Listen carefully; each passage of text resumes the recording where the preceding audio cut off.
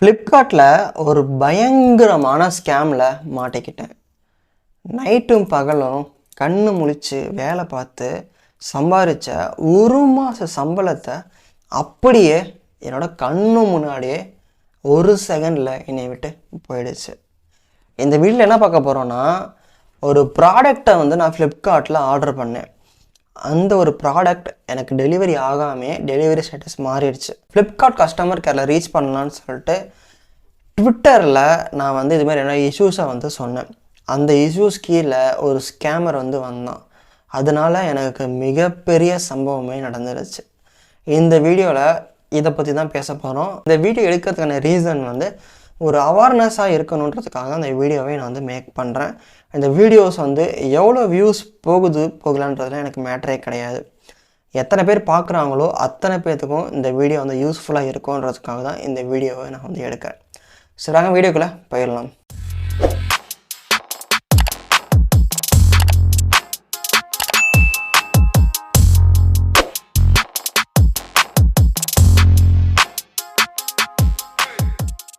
Hi guys, நான் முத்துக்குமார். என்னோடய video first time தான் பார்க்குறீங்க அப்படின்னா மறக்காமல் சப்ஸ்கிரைப் பண்ணிக்கோங்க. ஒவ்வொரு சப்ஸ்கிரைபரும் இன்க்ரீஸ் ஆக எனக்கு ஒரு மோட்டிவேஷனாக இருக்கும். இன்னும் இல்லை கண்டென்ட் நம்ம சப்ஸ்கிரைபர் கொடுக்கணும் ஒரு மோட்டிவேஷன் இருக்கும். ஸோ என்னோட சேனலை மறக்காமல் சப்ஸ்கிரைப் பண்ணிக்கோங்க. என்னோடய வீடியோவும் நிறைய பேருக்கு ஷேர் பண்ணி விடுங்க. எனக்கே ரொம்ப ரொம்ப அசிங்கமாக போச்சு, ரொம்ப கேவலமாக போச்சு. ஏன்னா கொஞ்ச நாளைக்கு முன்னாடி தான் ஒரு ஸ்கேம் காலர் வந்துச்சு எனக்கு. அந்த ஸ்கேம் நான் ஐடென்டிஃபை பண்ணி தப்பிச்சிட்டேன்.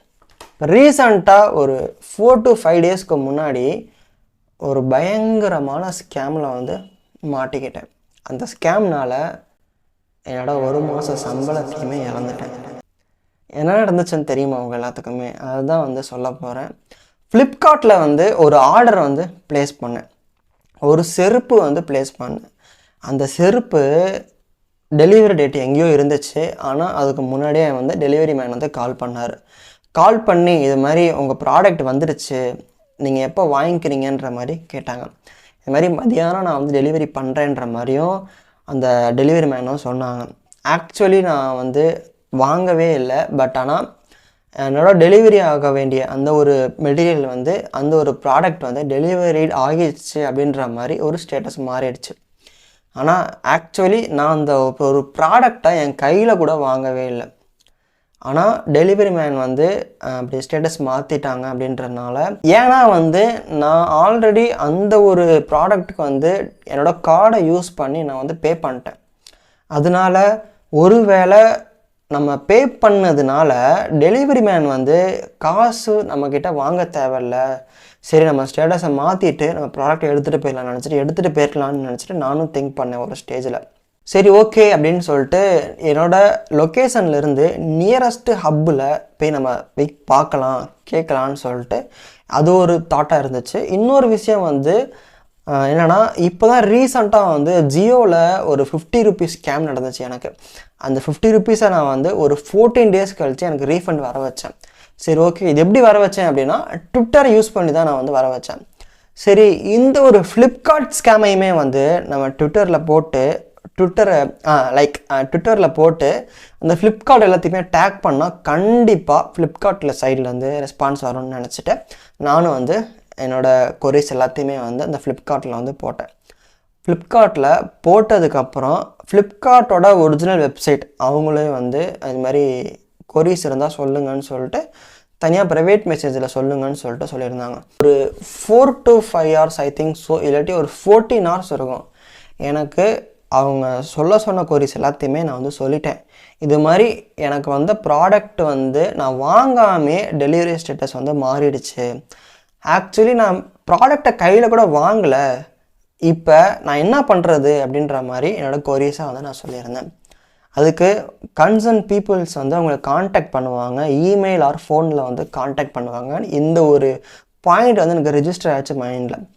திருப்பியும் நான் என்ன பண்ணிட்டேன், ஒரு 14 to 15 hours கழிச்சு till now I am not getting a single response from your side அப்படின்னு சொல்லிட்டு ட்விட்டரில் போட்டு திருப்பியும் ஃப்ளிப்கார்ட்டை டேக் பண்ணேன்.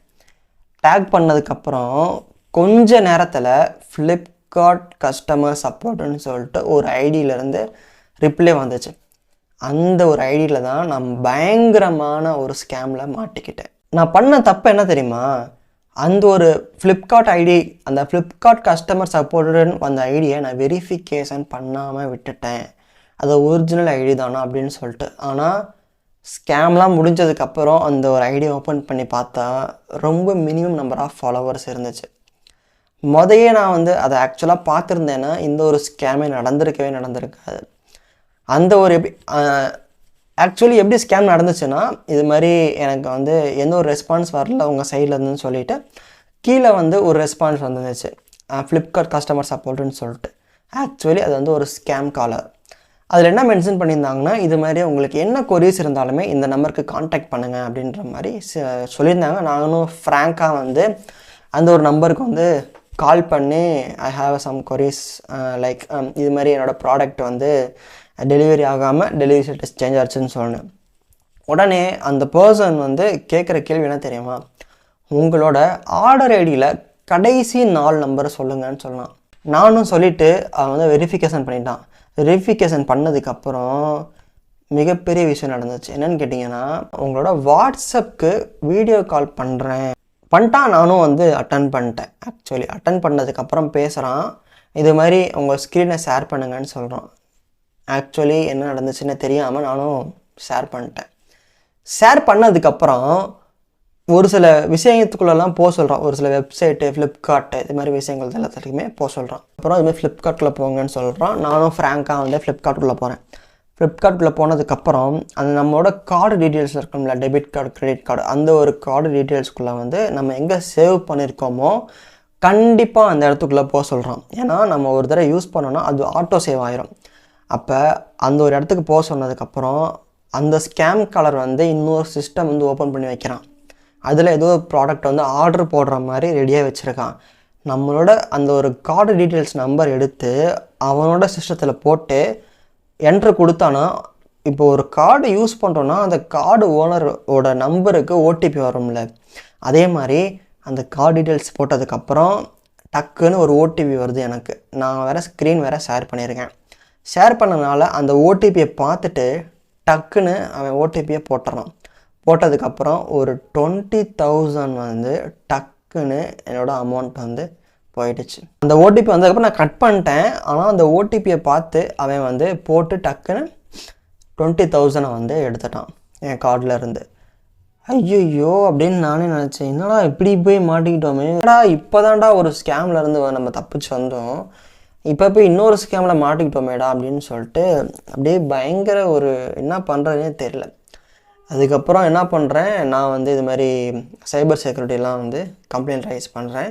போலீஸ் ஸ்டேஷன்லலாம் போயிட்டு கம்ப்ளைண்ட்டும் ரிஜிஸ்டர் பண்ணுறேன். இந்த ஒரு அமௌண்ட் வருதோ வரலையோ I don't know when it will come, தெரியாது எப்போ வரும்னு சொல்லிட்டு. ஸோ நம்ம சைட்லேருந்து ஒரு ஸ்கேம் கலர்கிட்ட மாட்டிக்கிட்டோன்னு சொல்லிட்டு என்னோடய சைட்லேருந்து எல்லாத்தையுமே நான் வந்து பண்ணியிருக்கேன்.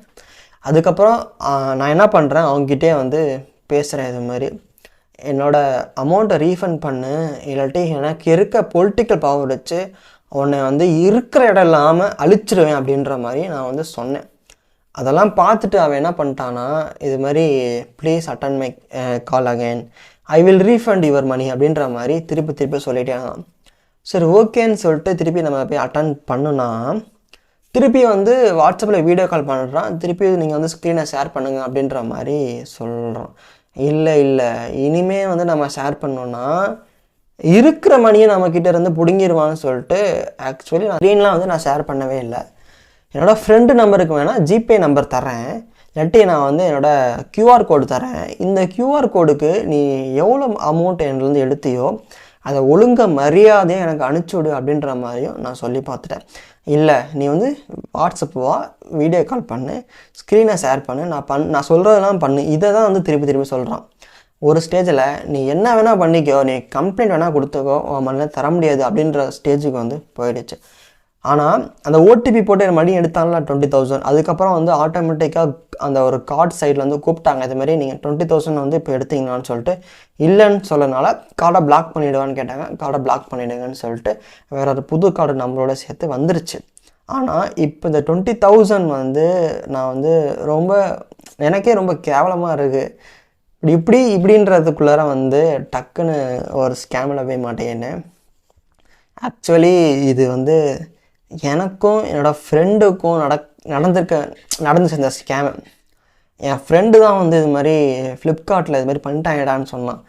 நானும் குரோமு கூகுள் எல்லாத்துலேயுமே வந்து என்ன பண்ணலான்னு சர்ச் பண்ணிகிட்டு இருக்கும்போது சரி ட்விட்டரில் போட்டு விடலான்னு சொல்லிட்டு போட்டு விட்டு இது மாதிரி எவனோ ஒரு கேன கூமுட்டை வந்து ரெஸ்பான்ஸ் பண்ணி அதை நான் ஒரு கேன கூமுட்டை அந்த நம்பருக்கு தெரியாமல் கால் பண்ணி இது மாதிரி 20,000 ரூபாய் வந்து அப்படியே ஸ்கேம் பண்ணி எடுத்துகிட்டு போயிட்டான். ரொம்ப கஷ்டமாக தான் இருக்குது, என்ன பண்ணுறதுனே தெரியல. பட் ஆனால் ஆக்சுவலி இந்த மணி வருமா வராதான்னு கூட எனக்கு தெரியாது, அந்த சந்தோஷமாக தான் இருக்கும். ஸோ எல்லாருமே வந்து ரொம்ப ரொம்ப அவேராக இருங்கன்னு தான் சொல்லுவேன். உங்களோட ஃபோனுக்கு வர ஒரு மெசேஜுமே நீங்கள் அதில் லிங்க்லாம் வந்துச்சுன்னா கண்டிப்பாக டச்சு கூட பண்ணாதீங்க. ஏன்னா ஏர்டெல் அவங்களோட அந்த ஒரு ரியல் ஐடி இருக்கும்ல, அந்த ஐடியிலேருந்துமே மெசேஜ் பண்ணுறாங்க, லிங்க் அனுப்புகிறாங்க, இது மாதிரி நிறைய விஷயங்கள் நடக்குது. ஸோ எந்த ஒரு லிங்க்குமே நீங்கள் அஃபிஷியல் வெப்சைட்லேருந்து எடுக்காமல் பண்ணாமல் நீங்கள் எந்த ஒரு விஷயத்தையுமே பண்ணவே பண்ணாதீங்க. ரொம்ப ரொம்ப ஜாக்கிரதையாக இருங்க. ஏன்னா இப்போல்லாம் வந்து ஸ்கேமர் வந்து அதிகமாகிட்டே வராங்க. இப்போ இன்ஃப்ளூயன்சர் அதிகமாகிட்டே வராங்கல்ல, கிரியேட்டர்ஸில் அதிகமாகிட்டே வராங்கல்ல, அது மாதிரி ஸ்கேமர்ஸும் வந்து ஒரு சைடு வந்து அதிகமாகிட்டே வராங்க. ஸோ ரொம்ப ரொம்ப ஜாக்கிரதையாக இருங்க. ஒரு காசுமே வந்து நம்ம உழைச்சி சம்பாரிச்சது தான். நான் ஒரு வீடியோலையுமே நான் சொல்லிட்டு தான் இருக்கேன், நம்ம சம்பாதிக்கிற காசை நம்ம வந்து நைட்டு தூங்காமல் முழிச்சு இது மாதிரி விஷயங்கள்லாம் நம்ம சம்பாதிக்கிறோம். ஆனால் எவனோ ஒருத்தன் கண்ணுக்கு தெரியாத ஒருத்தன் எங்கேயோ இருக்கவன் ஈஸியாக வந்து நம்மளை வந்து ஏமாற்றி வாங்கிட்டு போயிடறான்.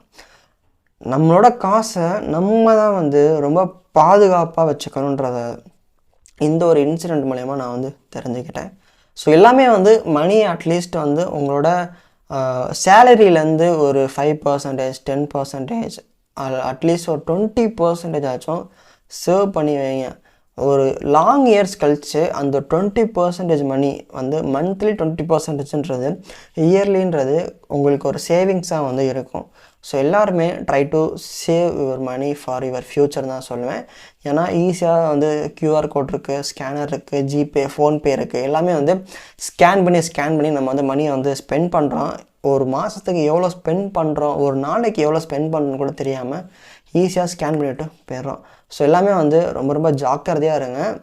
இந்த ஒரு வீடியோ வந்து ஒரு அவேர்னஸ்க்காக தான் இந்த வீடியோ க்ரியேட் பண்ணேன். இன்னொரு வீடியோவும் இருக்குது, ஜியோ வீடியோ இருக்குது. அந்த ஜியோவில் வந்து நான் 50 rupees வந்து என்னை ஸ்கேம் பண்ணாங்களோ, அந்த 50 rupees நான் திருப்பி ரீஃபண்ட் பண்ண வச்சுட்டேன். ஒரு 14 days கழித்து பண்ண வச்சேன். அந்த வீடியோவை அடுத்த வீடியோவை நான் போஸ்ட் பண்ணுறேன். என்னோடய வீடியோ உங்களுக்கு வந்து பிடிச்சிருந்துச்சு அப்படின்னா கமெண்ட் செக்ஷனில் ஏதாச்சும் ஒரு வேர்ட்ஸில் உங்களுக்கு எப்படி ஃபீல் ஆகுதோ அதுபடி நீங்கள் வந்து கமெண்ட் பண்ணுங்கள். So love you taker. நாளைக்கு அந்த ஜியோ வீடியோவோட சந்திப்போம். Bye bye.